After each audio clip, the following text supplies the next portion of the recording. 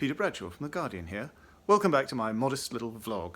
This week we're going to be talking about the new film from Ari Aster, who directed last year's horror smash Hereditary.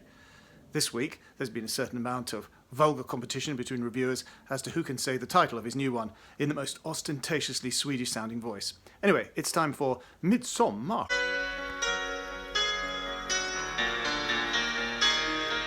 Midsommar is part of that fascinating genre of folk horror. Fascinating because there are so few horror films which really do belong to that genre and no other. In fact, you could argue that it's a genre with one film, the 1973 Brit chiller classic The Wicker Man, directed by Robin Hardy and starring Edward Woodward. Well, now there's a second folk horror classic, this one. How long have you two been together? Just over 3.5 years. 4 years. Really? Yeah. What do you think? It's like another world. Tomorrow's a big day. Is it scary? What is it? It has special properties. What am I going through? We just need to acclimate. I don't want to acclimate, I want to go. Folk horror is fascinating because it challenges the idea of history and progress.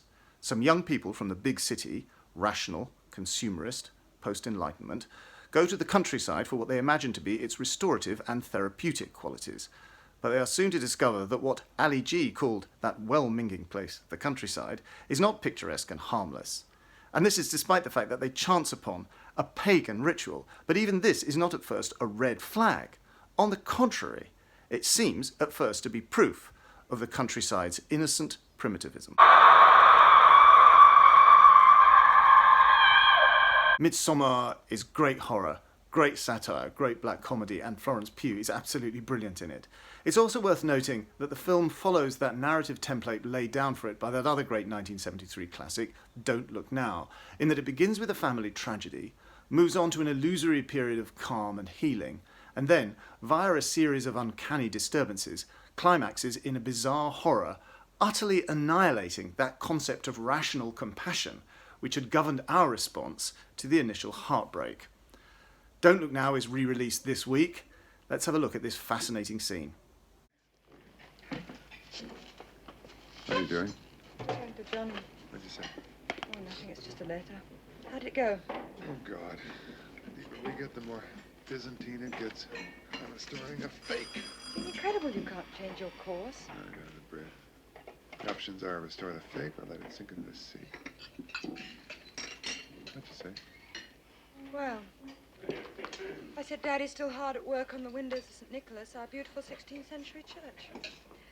He's done incredible stuff. I can't tell the difference between his repaired windows and the originals. I'm going to try and get some slides of the two and send them to you, so maybe you'll know the difference.